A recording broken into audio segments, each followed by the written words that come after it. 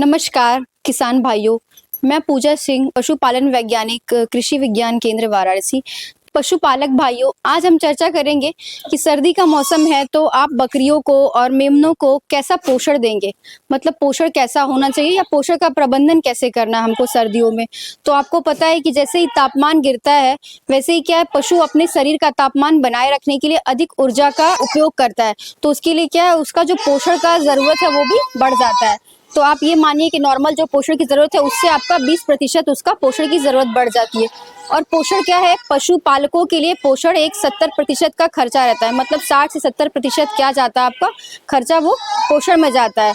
तो ठंडियों में अगर बात करें तो जो पशुओं को आप आहार दे रहे हैं उसमें आप सूखा चारा, हरा चारा और मिश्रित दाना का जो समावेश कर रहे हैं, उसमें जो भी आप दाना मिश्रण बना रहे हैं तो कोशिश करिए कि जो गर्म रखने वाली चीजें हैं जैसे कि अनाज हो गए, मक्का है या दलहनी चीजें हैं, दाल की चूनी है या खली है, उसका समावेश आप ज्यादा करें।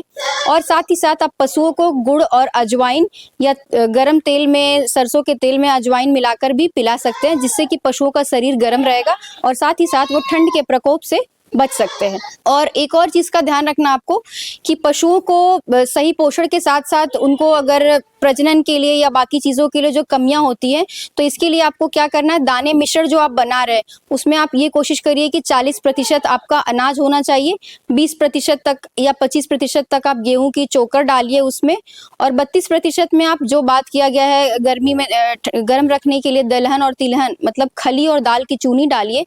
2% मिनरल मिक्सचर जरूर दीजिए और 1% नमक मिला के आप इसका संपूर्ण आहार बना सकते हैं और जब भी पशुओं को आप दे रहे हैं इस्तेमाल कर सकते हैं। अगर हम पानी की बात करें तो पशुओं को ठंडी में हमेशा ताजा और गर्म या गुनगुना पानी दीजिए। कभी भी ठंडा पानी या सुबह का रखा हुआ पानी उनको ना पिलाएं, क्योंकि इस समय अलग अलग बीमारियां भी होती हैं तो पशुओं को उनसे भी बचाना है। तो इसलिए पशुओं का आप उचित देखभाल करिए और उनके पोषण का ध्यान रखिए, क्योंकि पोषण अगर सही नहीं है तो उनका स्वास्थ्य भी सही नहीं रहेगा। तो आपको स्वास्थ्य प्रबंधन पे भी ध्यान रखने की जरूरत होगी। धन्यवाद।